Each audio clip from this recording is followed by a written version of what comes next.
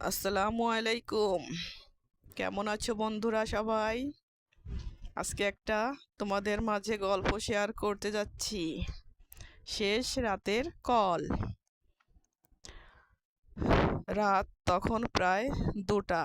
চারিদিকে নিস্তব্ধতা। গ্রামের এক প্রান্তে একা থাকে রাফি। ছোট্ট ঘর, চারপাশে গাছপালা, ঘুম আসছে না। তাই ফোনটা নিয়ে ইউটিউবে ভিডিও গল্প শুনছে সে। হঠাৎ ফোনে নোটিফিকেশন এলো অচেনা নাম্বার থেকে। রাফি অবাক। রাত 2টার সময় কে ফোন দেবে? প্রথমে ভাবলো মজা করছে কেউ, কিন্তু স্ক্রিনে নাম লেখা কবরস্থান। মজা ভেবে ফোনটা কেটে দিল সে, কিন্তু আবার বেজে উঠল। এবারও সেই একই নাম। রাফি একটু গলা শুকিয়ে গেল, ভয় ভয় লাগলো। এবার রিসিভ করলো। ওপাশ থেকে এক মেয়ের কর্কশ গলা। তুমি আমার ঘরে কেন? আলো জ্বালিয়ে রেখেছ রে? রাফি তো চমকে উঠল।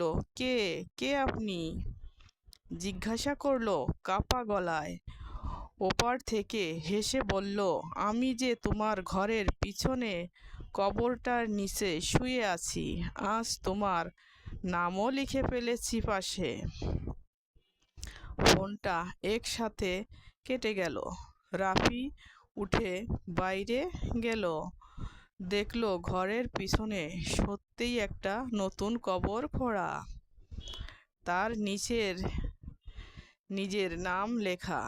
একটি ছোট কাঠের ফলক ঠেসে রাখা, রাফি, মৃত্যু আজ রাত। হঠাৎ পিছন থেকে ঠান্ডা বাতাস বইল।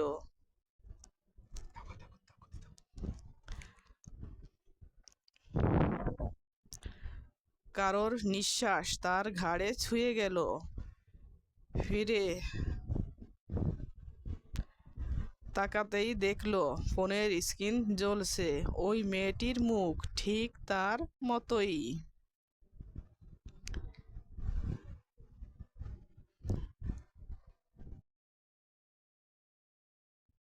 আসসালামু আলাইকুম।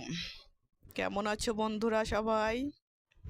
আজকে একটা তোমাদের মাঝে গল্প শেয়ার করতে যাচ্ছি। শেষ রাতের কল।